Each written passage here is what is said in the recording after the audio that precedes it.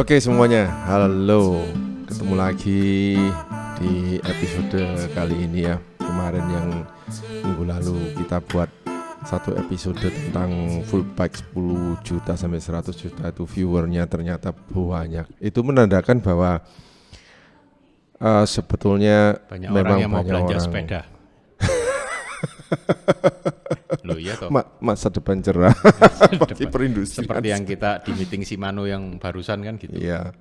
Masa Iya. depan cerah. Iya, itu Shimano Jepang itu sudah istilahnya ya mereka memang lesu tapi optimis juga. Ya, iya. Bahwa Harus optimis, apapun harus optimis. Iya. Nanjak itu kalau kita ndak optimis, Tidak sampai-sampai. kewer. Iya betul. Tapi kalau optimis, kewer-kewer pun finish. Nah itu dia. Ya, jadi semuanya harus ada rasa optimisme ya, termasuk ya kalau sebuah brand itu lahir ya. Ya, Kan otomatis ownernya semula itu dia harus ada rasa optimisme bahwa ini brand- berhasil. Iya, ya Semua merek gitu. betul. Kalau Jadi, kita lihat sejarahnya merek-merek dunia lah, kayak Pinarello, Betul. Giant, kemudian Scott, ya. Nah itu Riche. nah itu kan topik yang sebetulnya kita mau bahas ya pada episode kali ini. Nggak tahu ini nanti bakal bisa berapa lama, berapa panjang, tapi harus kita bahas biar nanti konsumen ujung-ujungnya ya juga teredukasi, Ya. terinfo ya. Kalau misalnya lain kali mereka berbelanja sepeda, apa sih yang harus mereka lihat ya? Betul. Oke ya, dari yang tidak ada menjadi ada, kemudian yang ada menjadi tidak ada bukan karena habis. oh iya, laris maksudnya ya, ya di maintain namanya itu, Iya. sehingga akhirnya menjadi sebuah brand name yang istilahnya Berkelas. berkelas, wah begitu. Yes. Ya, dan otomatis sesuatu yang bermerek itu akan membawa price tag yang di Ya, atas pasti rata-rata beda. ya kan Pasti beda. pasti. Makanya kita mau bahas ini. Kenapa atau awal mula asal muasal brand Menjadi atau ternama. merek itu menjadi ternama, terutama kita bahas dalam konteks cycling ya, Ya. dunia cycling itu gimana. Nanti apa yang bisa dibahas sama dia, apa yang bisa saya bahas juga ya. Ya kita mulai dari Erik dulu lah. Yang misalnya brand apa yang kamu mau bahas, Rick, yang memang sejarahnya itu ada sepak terjangnya gitu. Dan kamu misalnya akhirnya melihat bener ya, brand ini memang kerja keras di dunia ini sehingga memang segalanya apapun yang dibuat olehnya ini memang layak gitu loh. Apa misalnya Jadi gini satu Pak atau Yoko. dua brand. Misalnya kita lihat Riche. Iya, Ricci. Riche itu berangkat dari seorang pembalap MTB. MTB betul. Ya. Iya. Itu dia ada. Jadi merek-merek yang melekat di zamannya dia itu Iya. Riche, Gary Fisher, Gary Fisher, kemudian ada Iya. siapa lagi ya? banyak sebetulnya. Banyak sih, Iya. legendnya itu banyak. Dengar-dengarnya Ricci itu juga dulu itu ex kerja di Shimano. Ya, katanya gitu. Iya, dengar-dengarnya jadi dia itu adalah seorang entah di bidang apanya Shimano ya. Entah di bidang research-nya atau desainnya begitu loh. Oke, lanjut. Nah, terus dia karena pengalamannya dia Iya. mengenai sepeda, akhirnya dia membuat sesuatu Iya. untuk sepeda. Frame lah, drop bar lah, stem lah, part-part sepeda, seat post, macam-macam. Benar. Ya pertama orang, apa Riche? Iya. Semua pasti gitu. Semua pasti begitu. Oh, itu Riche. Lah Pinarello, sama. Pinarello sebetulnya sejarahnya lebih ngenes loh kalau Anda tahu. Tukang. Ini dari seorang tukang. Bukan seorang tukang aja, dia itu sebetulnya adalah pembalap yang gagal. Iya. Pinarello itu, dia itu waktu ada sebuah lomba entah di mana, dia itu gagal dan menjadi pembalap yang terakhir masuk finish sehingga dia dikasih hadiah Flam Rouge dia jersey merah itu seperti Promocom itu yang terakhir dapat jersey merah loh itu. Sekarang menjadi rebutan karena itu jersey yang paling langka. Itu juru kunci. Iya. Ya, itu sejarahnya Pinarello. Lanjut. Ya semua saya kira sih gini kok Yakob, semua merek pasti ada sebuah titik awalnya. Iya. Ya kan? Iya. Sama kalau kita ngelihat merek-merek kayak Honda lah, Yamaha lah, Lamborghini lah, Ferrari. Semua dia pasti pernah dianggap underdog. Dietrek. Kayak dulu kan ya yang paling jelas kelihatan lah sejarah antara Lamborghini lawan Ferrari. Iya. Ferrari duluan kan, dia udah gede duluan. Lamborghini dodolan traktor, mekanik traktor. Iya. Terus dia bilang, aku mau bikin mesin, diketawain sama Ferrari. Oh, mesin mau apa? Mesin traktor. Udah kamu di pertanian aja traktor. Nggak lama keluar spotnya. Kapok. Karena itu ya gini, kayak sekarang ini di Indonesia pun ada beberapa merek lokal ya. Yes. Kayak dulu tahun 90-an, merek lokal pertama yang masuk Indonesia, yang ada di Indonesia adalah Federal. Betul. Federal itu adalah sepeda MTB pertama merek lokal. Merek lokal Federal. Ya, memang manufakturnya enggak di Indonesia, betul. di Taiwan. Iya. Ya, karena waktu zaman itu memang Indonesia tidak memiliki fasilitas manufaktur yang bagus. Yes. Nah, dia masukkan sepeda itu, dikasih nama Federal. Terus? Halo? Ya Jun? Di ruang VIP, sih bikin podcast sampai ke Yakob. Iya, aku wis krungu klitik. Oh, Jun ikut teko. Hai. Alah wis dibayar sipit. Alah, bawaan lah. Ya, kapan nih kirim tahu aja kamu. Ya, yuk. Yuk. Okay. Nah, terus ya Federal itu kan jadi suatu contoh. Iya. Jadi sebuah merek lokal yang diimport. Ya, semua pasti berawal dari situ. Iya. Ya waktu itu kebetulan yang import memang grup gede, grupnya MBM Honda. Yeah. Nah setelah itu muncullah, pernah enggak tahu ada sepeda mereknya Suzuki? Pernah. Nah Suzuki itu masuk ke Indonesia. Gara-gara Federal? Bukan, gara-gara mobil Suzuki. Iya, I see. Jadi waktu itu kalau enggak salah Suzuki Indonesia itu masih dipegang Subronto Laras kalau enggak salah. Nah itu dia pesan khusus sepeda di Jepang, grup setnya kalau nggak salah Diuri LX. Jadi orang yang waktu itu beli mobil Suzuki dapat sepeda itu. Wow, jadi itu sejarahnya ya? Ya, itu sejarahnya sepeda merek Suzuki. Yes. Ya, itu sampai sekarang masih ada banyak yang nyimpan. Jadi sepeda barang antik.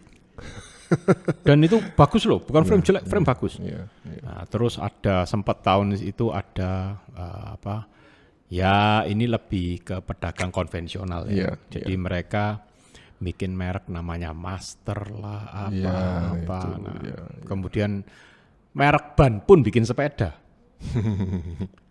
Swallow. Loh, bukan. Apa? Bridgestone. Oh iya, Bridgestone, Panasonic. Iya. Jepang ini. Bahkan sepeda itu akhirnya ya karena manufaktur sepeda itu kan besar sekali, berkembangnya cepat. Akhirnya sepeda itu kalau di luar sana menjadi satu bagian dari lifestyle. Iya betul. Bridgestone kayaknya masih produksi. Masih. Panasonic masih produksi. Tapi tidak masuk Indonesia. Untuk Kirin, untuk sepeda-sepeda Kirin. Nah, kemudian kalau dulu Bridgestone terkenal banget di Indonesia. Bridgestone MB Zero, MB5, itu terkenal. Saya balapan pakai MB Zero. Buklek. Gara-gara nyemplung jurang. Nah, bukan buklek karena nggak durable ya. Enggak, karena nyemplung jurang 4 meter ya lumayan. Nah, terus waktu berjalan. Nah, akhirnya kan dunia sepeda ini banyak part yang dipakai kan. Merek-merek itu mulai bermunculan, terutama yang masuk duluan waktu itu kan memang populer itu merek-merek Amerika. Iya. Ya, jadi kayak Schwinn, Tioga, Marlin. Enser, Marlin, macam-macam. Nah, Raleigh Inggris. ya. Nah, Raleigh Inggris. Apapun lah, ya. Terus, bapak saya pernah kongsi untuk datengin sepeda Raleigh. Jadi saya pernah ngicipi sepeda Raleigh, meskipun ya kalau laku ya udah nggak saya ngicipi. Ya. Itu. Nah, terus waktu berjalan, part ini kan makin banyak variasinya. Production-nya itu di Taiwan. Waktu itu yang bisa produksi part-part sepeda itu masih Taiwan. Mesinnya besar-besar. Muncullah Giant.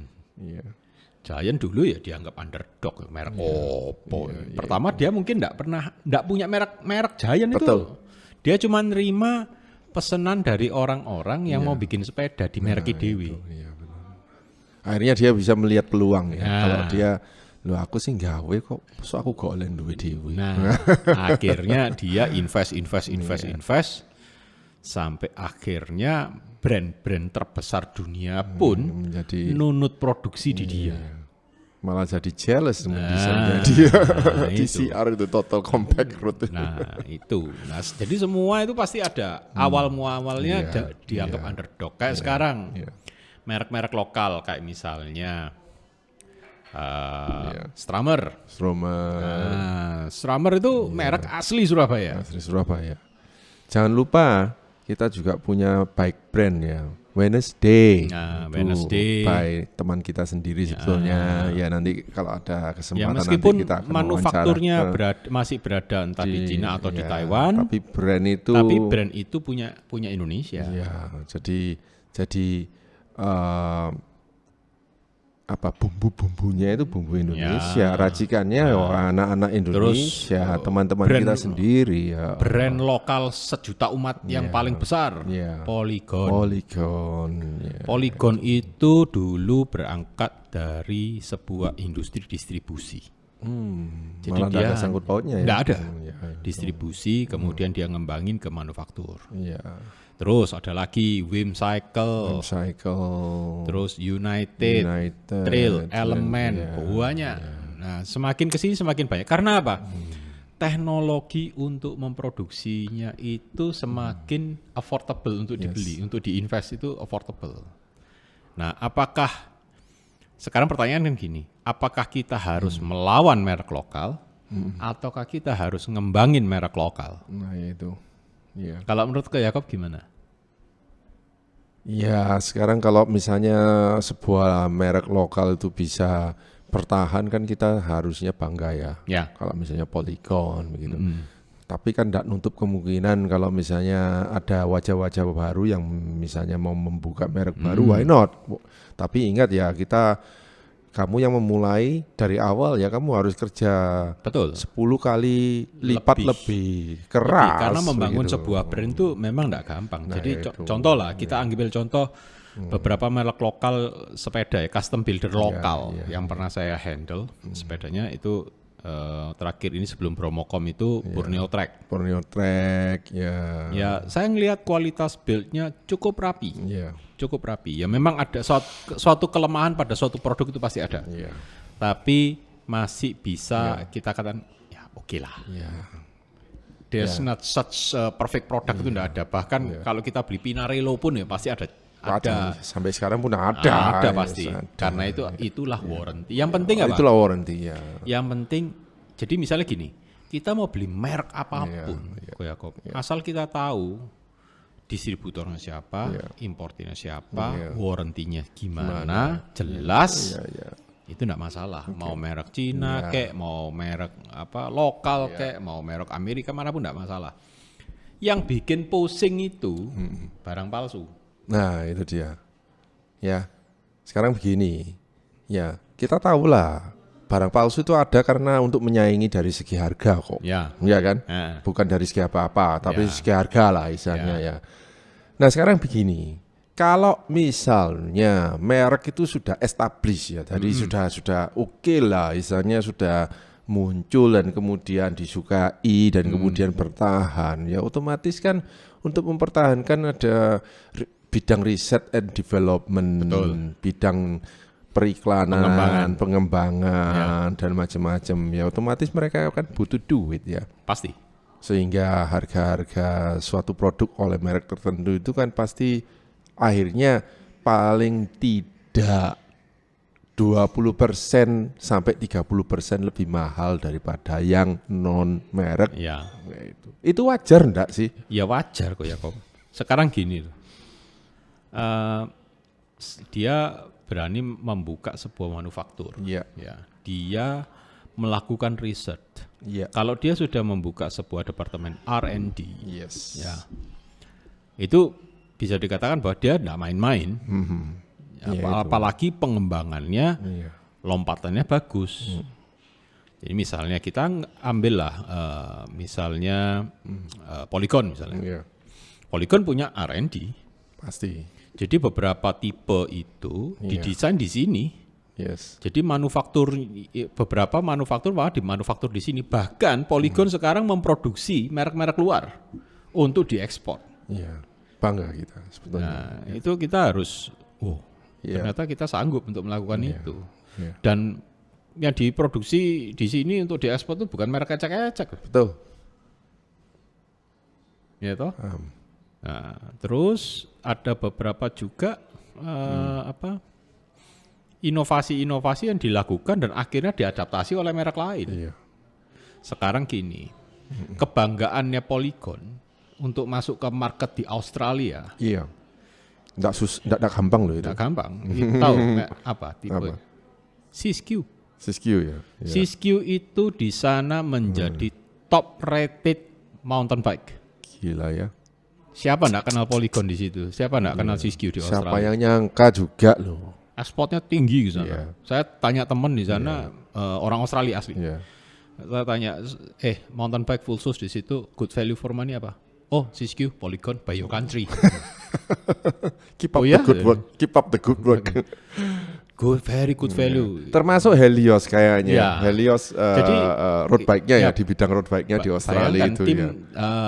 Terengganu itu. Iya, Terengganu dia memakai. Terengganu itu kan tim bisa dikatakan kontinental. Iya. Ya, sponsor Polygon. Iya. Ya, terlepas dia di negara mana. Iya. Tapi ya boleh sudah berani melakukan itu berarti udah hebat. Bahkan dulu beberapa tahun lalu kan ada Polygon Sweet Nice. Iya, itu Sweet Nice. racing team asli Indonesia, Surabaya. Iya. Ya toh? Yang berkibar menjadi grup kontinental pertama itu.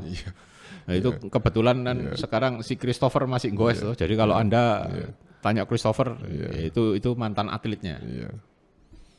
Iya. Nah, itu dia. Banyak kok. Jadi sebetulnya merek-merek lokal itu jangan kita anggap sepele. Ya, terakhir-terakhir ini kan kita banyak mengulas si Stramer. Iya. Ya kan? Iya. Mulai dari Wilsat Kiri-Hore lah, apa macam-macam. Saya ngelihat bahwa sepak terjangnya ini berani ya. Dia datangkan memesan suatu spesifikasi rim, carbon rim itu enggak main-main. Bagus. Dan dia pergi ke manufaktur yang memproduksi wheelset berkelas. Ya sudah bisa dikatakan bahwa harganya mahal produksinya. Nah, Anda pasti bertanya, lah kok bisa murah sampai sini? Ya karena jalur distribusinya pendek. Iya, memperpendek jalur distribusi. Iya. Jadi kan dia pesan import, ya kan, langsung toko. Ya syukurlah lah. Semua ini kan nanti akhirnya memberi keuntungan kepada konsumen ya. Iya. Konsumen akan memiliki diuntungkan gitu. Banyak opsi part dengan harga terjangkau. Betul. Ya, misalnya mana ada wheelset karbon harga dengan performa yang bagus. Iya. Harga segitu. Harganya Kiri-Hore itu jarang kok. By the way, video kita tentang Igris yang magnetic itu, ternyata terima kasih ada customer yang percaya tentang kualitasnya itu dan sudah membelinya. Disc brake Eagle Sporty. Nah, ini yang rim brake kan? Iya, ini yang rim brake. Berarti ini boleh disiksa. Silakan kalau Oh, oke. Tak siksa kalau gitu. Saya punya orang yang bersedia untuk menyiksanya. Nah, terus apa ya? Merek-merek itu bahkan kadang-kadang suatu saat dia akan berkembang menjadi sebuah merek raksasa. Iya. Nah, itu dia. Nah, itu. Misalnya kayak gini, Ko Yakob. Sekarang yang kita kenal lah, yang kelasnya sudah mulai, saya melihat pergerakan dari merek satu ini, dia merambah dari kelas mid-low. Mid-low, apa itu? Seramer itu dulu asalnya kan mid-low. Iya, mid-low. Kemudian di tengah-tengah pandemi, dia merubah segmen pelan-pelan, jadi mid-up. Mid-up. Dia melakukan perbaikan itu gila, saya bilang perubahannya nge-gap. Sekarang ini dia melakukan perbaikan lagi. Tempo hari kita ngobrol sama ownernya. Iya. Dia bilang kita akan merubah segmen. Kita akan mulai menjajaki untuk kualitas high end. Iya. Berani loh dia ngomong gitu. Oke. Berarti kapan prototipe mau datang? Sini ku siksa. Akhirnya datang juga itu frame-nya. Nah, sekarang gini, Rik. Ya. Sekarang begini, untuk konsumen sendiri itu sebaiknya gimana gitu loh. Karena kan kadang konsumen itu dia itu tidak mau mengambil resiko. Ya.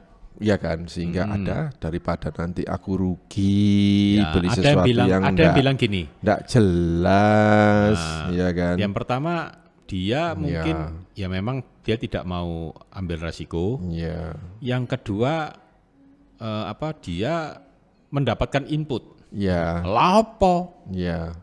Tuku iki po jelas. Nah, itu. Ya memang sebuah panduan kalau kita ingin membeli barang ya.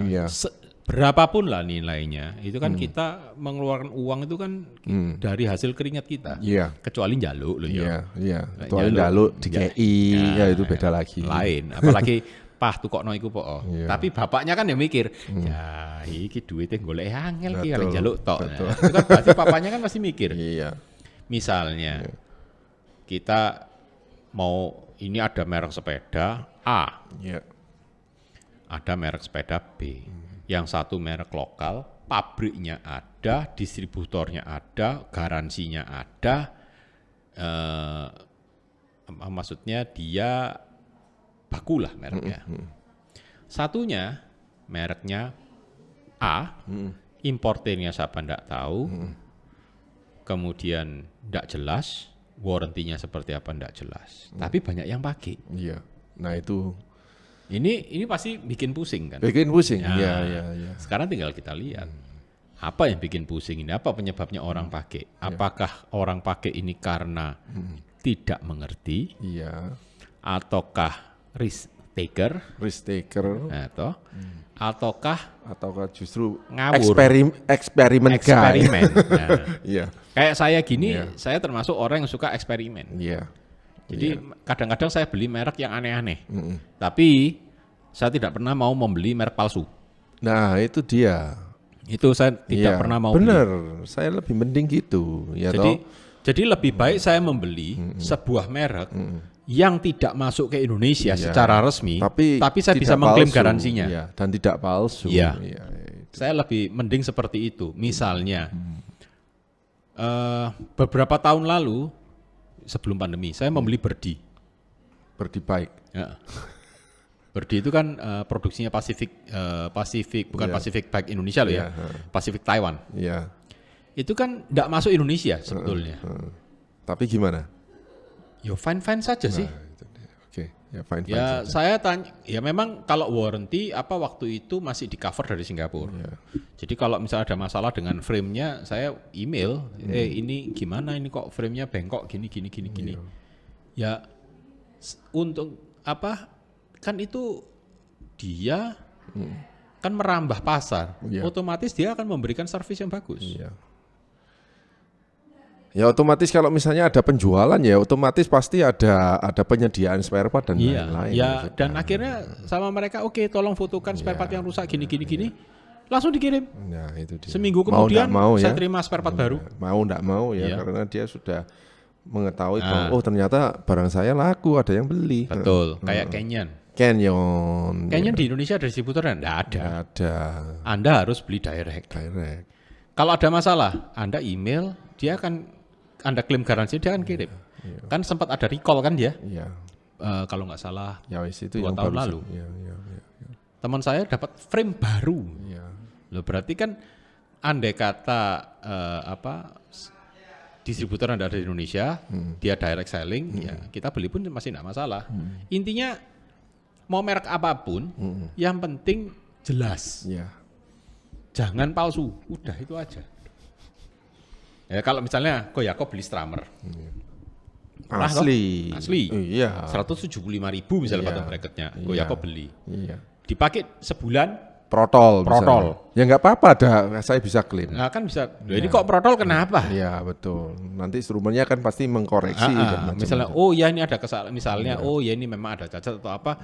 Dia pasti mengambil suatu tindakan. Betul.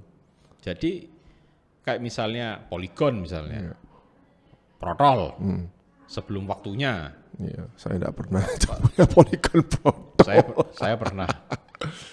Terus T7. Apa itu? Pecah. MTB. Iya. Terus Tajrut. Mungkin kelemenan. Diganti frame baru. Dalam sekejap aja. Jadi hari ini saya klaim 2 hari 3 hari keluar. Ya itu dia. Ya.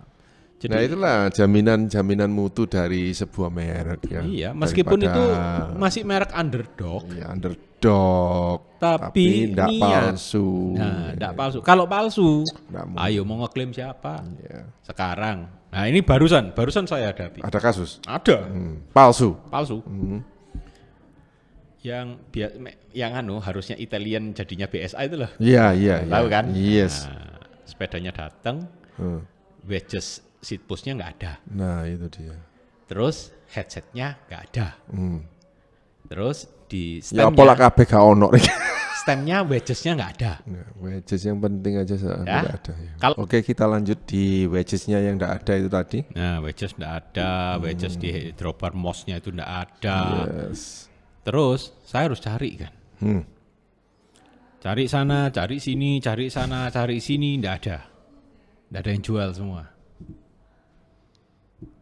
Adanya asli. Iya, wes tuku wong. Wedgesnya 1,2 juta. Gak dikumpul Satu. Hampir harganya separuhnya frame. Bearingnya, bearing headset Iya. sama si klemnya itu, juga harganya spacer C-nya itu main-main. 1,3. Yes. Terus drop bar-nya mau ndak mau harus beli asli. Iya. Hampir Harganya 13 jutaan. 13 juta. Podoe goro. Iya. Ya daripada gitu, ya tuku Polygon S7, S8, Helios lah mari. Ya sudahlah itu kalau misalnya ya tolong ya kalau misalnya Anda sudah terperosok di dalam jebakan-jebakannya seperti itu ya bertobatlah lah. Nah itu. Ya, yes, tapi ya memang sih barang-barang ACM ini menggoda. Ya. Pada titik tertentu loh Iya. ya. Menggoda pada titik tertentu. Kalau Anda sudah terkena masalahnya, permasalahannya juga menggoda. Iya. Menggoda terus. Kudu. Menggoda terus. Menggodanya bukan terus-terusan. Iya. Menghantui. Iya. Ya itu. Ya. Sekarang dari percakapan kita ini kan akhirnya lambat laun terbuka pikiran kita. Oh ya memang benar ya kalau misalnya bermerek itu ya wajar kalau kita membayar beberapa persen lebih tinggi gitu loh. Ingat enggak gini kayak kok. Iya, ya apa? Kalau kita bilang sepeda mungkin enggak semua orang ngeh. Iya. Ya. Mereka ini kan lebih ngeh di dunia otomotif. Iya. Ya, karena mereka pakai tiap hari kan. Iya. Saya gini, kita beli spare part asli Honda atau Yamaha atau Suzuki dengan spare part palsu. KW ya. KW. Wah, ojo KW rek dedek ser isoan rek. Nah. Padahal itu jeroannya mesin. Iya, jeroannya mesin. Ya. Terus pakai. Iya. Ternyata fail. Iya. Mau nuntut siapa? Mau nuntut siapa kamu? Kampas rem. Nuntut Honda, enggak bisa. Kampas rem palsu. Nuntut Yamaha, enggak bisa. Sekarang kita beli kampas rem palsu, ya kan? Pakai direm gak mandek. Ya toh, mau nuntut siapa? Direm gak mandek itu efisien, Rick. Hah? Efisien, cepet sampai. Sampai akhirat. Apa sampai rumah sakit? Apa sampai kantor polisi? Kan itu. Itu resiko. Jadi gini. Kalau hanya sekedar kosmetik, jadi cosmetic things itu kan ada. Jadi di sepeda pun juga ada. Jadi ada part-part kosmetik. Anda mau beli palsu pun bodo amat. Bodo amat, kayak misalnya aksesoris itu ya. Ya cuma fancy-fancyan sih oke lah. Kayak bracketnya Garmin, Anda nggak mau pakai yang asli Garmin, pakai yang palsu biasanya ada tulisannya seram. Atau yang mereknya aneh-aneh, silakan. Ya resiko juga tetap tanggung sendiri ya. Nah, misalnya Garminnya tipe, keblindus. Tapi kan tidak fatal. Tapi kalau misalnya brake pad, seperti itu. rotor, kemudian part-part yang rantai, itu kan part-part inti. Jangan beli palsu. Oh, untung dia bilang jangan beli. Jangan beli palsu. Saya sudah ngetes loh. Saya sempat ngetes barang palsu. Brake pad. Punya MTB. Saya tes turunan. Jebrot remnya. Remnya jebrot, alhasil salto saya. Kok kamu rem klit Shimano yang palsu aja ada kok. Saya sempat pakai sekali, saya enggak tahu itu palsu. Ya. Saya pakai sekali buat jalan itu loh, merotol langsung. Tak pikir Shimano kok kayak gini ya. Ternyata palsu. Sembuh wis. Pernah enggak kok Yakob ngelihat rantai palsu punya Shimano? Waduh, enggak kayaknya. Gimana? Saya pernah ngelihat itu. Dibawa ke sini, orang yang ngotot ini asli. Oke. Saya pasang. Saya pasang. Wong dipasang dulu sudah meleot. Kemudian saya putar kan, bisa loncat-loncat rantainya. Karena apa? Spacing antar rollernya itu tidak sama. Selisih. Mungkin loncat-loncat karena rantainya happy. Jadi ya toh. Akhirnya, saya bilang ini kalau mau pancal, power power kaki yang masuk segitu besar, putus berobatmu. Lebih 100 kali lipat dari kamu beli rantai ini. Harga rantainya berapa? Berapa? 100.000. Loh gitu kok dibeli, Rek? Nah, ini. Udah mencurigakan gitu kok dibeli. Oh ya, ini mungkin bagi Anda yang ingin membeli rantainya Shimano, ya. Untuk mengenali yang palsu atau tidak, terutama yang pakai Masterlink. Sekarang pakai Masterlink kan. Shimano tidak pernah memaking Masterlinknya menjadi satu di dalam plastik packingnya rantai. Selalu terpisah. Tapi tetap di dalam packing. Dalam packing yang sama. Tapi terpisah. Dalam kardusnya itu. Tidak dijadikan satu. Tapi dalam plastik yang berbeda. Itu. Kalau misalnya jadi satu. Palsu. Ya itu. Apalagi andai kata terpisah. Ya. Tapi Masterlinknya pakai plastik clip. Yang zip clip gitu. Itu palsu. Karena Shimano linknya itu plastiknya disil las gitu ya. Bukan seal clip kayak plastik obat itu. Bukan itu. Tuh. Ya itulah jaminan mutunya dari brand. Ya dia Shimano sudah memikirkan jauh. Terus kalau Anda beli needle dan olive-nya remnya Shimano, kalau yang palsu biasanya maksa brake hose itu mekar. Sehingga pressure yang harusnya diterima oleh piston itu akhirnya tidak maksimal. Ya muncrat kabeh. Nah, kalau itu bonjrot, Anda tidak punya rem, Anda semakin cepat di depan masuk rumah sakit. Cepat sampai tujuannya. Itu kalau kita melihat dari barang-barang palsu, ya toh. Jadi beda ya, barang palsu dengan barang underdog ini beda. Kalau barang palsu dia mengcopy tanpa memperdulikan kualitas. Kalau merek-merek underdog itu dia melakukan suatu inovasi juga di situ ya memang karena belum populer, belum punya nama, sehingga dianggap elek. Padahal ya enggak. Ya saya memiliki experience yang saya dulu termasuk orang yang brand minded. Saya paling males pakai part-part aftermarket itu paling males. Ya, setelah berapa aftermarket lama, pun ya juga boleh lah, asal ya juga bermutu. Betul. Ya, kayak misalnya kan juga banyak ya aftermarket yang akhirnya menjadi brand yang mutakhir gitu ya, kayak rotor terus kayak ceramic speed aja itu aftermarket loh termasuk, ya kan. Asal jangan beli ceramic speed yang palsu. Ya kan belum pernah toh ngelihat RD SPB Protol. Saya juga enggak habis pikir ada orang beli ceramic speed harga 3 juta palsu dibeli airnya. Brodol. 3 bulan enggak bisa dipakai, 3 juta mau amblas bye-bye. Iya, daripada gitu lebih baik beli yang biasa-biasa aja. 3 juta lumayan udah dapat grup set 1. Iya. Meskipun kelasnya Ya, Q. saya mending enggak beli, Rik. Ya. Pakai RD-nya yang aslinya Shimano jauh lebih cukup. Situlah. Gitu. Ya. Jelas ya sekarang Anda ya merek enggak ada menjadi ada. Adapun nanti pasti ada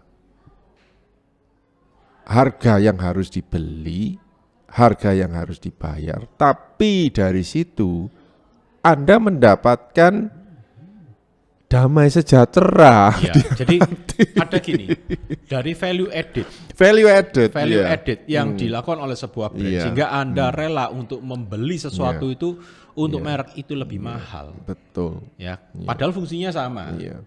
Itu karena Anda merasa bahwa oh ya, saya secure membeli merek ini, saya merasa secure. Itu yang Anda beli, rasa secure. Rasa secure. Jadi sebetulnya Anda tidak membeli merek ya, tapi Anda membeli rasa secure ya. Bener. Tapi kalau Anda misalnya sudah secure dengan merek Z misalnya, ya udah enggak apa-apa ya itu harganya. Makanya akhirnya kan begini ya Rik ya. Akhirnya kan begini. Ada merek-merek tertentu yang akhirnya membawa persepsi tertentu. Ya kan misalnya Pinarello persepsinya adalah ini. Cervelo ya persepsinya adalah ini. Betul. Jadi ada gini. Ya itu. Sepeda-sepeda road bike merek Eropa itu selalu memiliki karakteristik atau persepsi race. Ya, jadi misalnya gini, Colnago, Italia kan. Kalau orang sekarang mendengar Colnago itu asosiasinya comfort. Bukan speed, comfort. Kalau sekarang tulisan Pinarello, orang mendengar nama Pinarello itu perform. Iya, perform, juara-juara terus Terus Anda mendengar lagi misalnya rotor. Rotor ini dulu memberikan terobosan oval chainring. Yes, ya itu persepsinya. Custom chainring. Iya, custom chainring, custom crank. Terus custom sizing yang 150 mm ada loh crank armnya. Terus kayak misalnya kita ngelihat Magura. Magura kalau Anda dengan Magura, ini rem jahat ini. Rem yang biadab. Hope. Anda lihat ini remnya enak ini. Bukan hanya rem hub. Frame Hope yang dipakai tim Great Britain dalam itu aja satu framenya harganya miliar loh sudah. Terus kalau Anda misalnya mendengar Industry 9, waduh ada juahat itu. Ya. Padahal dulu siapa yang kenal Industry 9?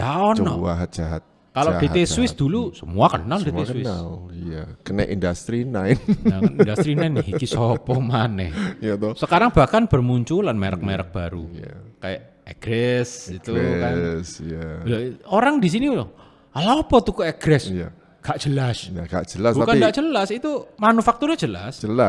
Distributornya ada, importirnya ada, warranty-nya ada. Cuman memang gak dikenal sehingga dianggap underdog. Padahal teknologinya seperti saya tebak tempo hari magnetik. Bagus loh. Magnetik loh, guys, tidak ada maksudnya itu memang terobosan. Untuk sistem pol dengan magnet itu dia melakukan suatu terobosan. Tuh. Loh kan. Suatu saat kalau Egres itu menjadi household brand ya Nah, namanya ya. Jadi Ya flagship, sudah. merek flagship. Ya wis. Ya udah, Anda enggak mungkin bisa mendapatkan itu lagi dengan Dengan harga yang segitu. ekonomis. Lah zaman dulu saya beli Industri 9 itu. Iya. Hubnya Industri 9 cuma 1 juta kok. Iya. Sekarang Tahukah? 9 juta. Lah ya, tahukah Anda ya? Tahukah Anda misalnya ya? Awal mula saya membeli wheelset Mavic Serum ya. Itu sudah alloy loh pada waktu itu.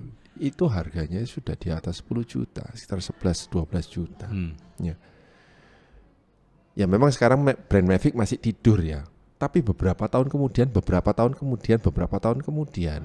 harganya itu enggak turun barunya loh. Tetap konstan kayak gitu loh. Ya. Dan memang kualitasnya itu yang kalau saya bilang itu mbok. Jadi misalnya pantas lah harga segitu itu kamu nikmati. Toh akhirnya terbukti juga ya Fulcrum Racing Zero bertahan sampai sekarang, ya kan? Masih. Campagnolo Shamal Mill bertahan sampai sekarang. Bahkan Fulcrum membeli Campagnolo kabarnya. Nah, itu dia semua. Padahal Campagnolo jauh lebih hebat dari Fulcrum. Ya, Sekarang kuali. Semua itu. Nah, ada satu merek lagi. Yang dulu ada, sekarang tidak ada. Apa misal? Klein. Loh, Klein muncul lagi. Loh. KLEIN. Klein. Loh, itu Klein kan dulu ada MTB. Itu dulu Klein itu berangkatnya dari Racing Division. Oh, I see. Jadi dia kalau di motor itu dulu dia itu Buell-nya Harley Davidson. Nah, jadi Buell ini khusus untuk ngurusi sepeda balap untuk balapan race. Klein itu sama. Klein itu anak perusahaannya Rocky Mountain. Maksudnya sekarang muncul lagi? Enggak, hilang. Hilang toh, padahal itu sekarang diburu orang. Itu sepeda MTB di tahun itu kok Yakob, yang internal kabel. Iya, itu dia. Dian. Ya toh, bottom bracketnya seal bearing. Nah, itu. Press fit pertama, yang lain masih drat. Dia press fit duluan. Loh. Terus hilang, ditelan waktu. Ya karena tidak ada lagi inovasi. Ya tidak ada. Kepinteran bae. Kejedok. Wis gak ono mantu. Mungkin bagi yang kalau punya misalnya punya kesempatan ke Amerika. Mungkin Anda berkunjung ke Mountain Bike Museum. Itu Anda bisa melihat perubahan teknologi sepeda yang lebih ekstrim. Jadi kalau di mountain bike itu perubahannya ekstrim-ekstrim. Bahkan ada sepeda-sepeda yang didesain oleh engineer-nya helikopter. Engineer-nya apa, itu aneh-aneh. Tapi ya gitu. Dia ya karena tidak ada kesinambungan, akhirnya hilang di pasaran. Pernah enggak di Indonesia sempat masuk sebuah sepeda slingshot namanya. Slingshot. Enggak pernah. Jadi itu down tube-nya. Itu kawat seling. Oh wow. Hanya kawat. Down tube-nya itu. Iya. Wow. Dan itu kok MTB, bisa kuat? Itu MTB loh. Bukan road bike, MTB. Wow. Lah kok bisa kuat ya? Nah, ya itu, sebuah inovasi yang beyond time. Tapi ya gitu karena tidak ada kesinambungan akhirnya hilang. Nah, ini sudah ada menjadi tidak ada. Termasuk itu yang terbaru itu ya, sepuk dari benang. Oh, itu masih ongoing development. Masih ongoing. Ya itu nanti aja. Jangan kita bahas di sini. Mumet dah sih. Wong saya sendiri melajarinya masih mumet kok. Pakai nilon apa iki opo nah. Bahkan teknologi baru itu mungkin Anda beberapa tahun lagi akan dikejutkan oleh merek-merek baru. Bahkan mungkin Anda dengar nama mereknya, iki opo neh. Padahal itu adalah produsen aerospace part. Ya. Sekarang sudah memahami kan? Jadi ini adalah episode yang menerangkan kosong adalah isi adalah kosong. Jadi, apakah itu Iya. mbuh ndasku mumet? Apakah merek itu sama dengan mahal? Apakah mahal itu harus berkualitas atau mahal itu ya? Tidak semua barang yang mahal bagus. Iya. Tidak semua harga yang mahal perform. Iya. Karena ada mahal karena fancy, mahal karena tren, ada yang mahal karena memang suplainya sedikit. Jadi kalau masih kuliah, rajin-rajinlah masuk kuliah. Jangan titip absen. Ya. Semoga tercerahkan dalam episode kali ini. Sampai ketemu di episode selanjutnya. Terima kasih.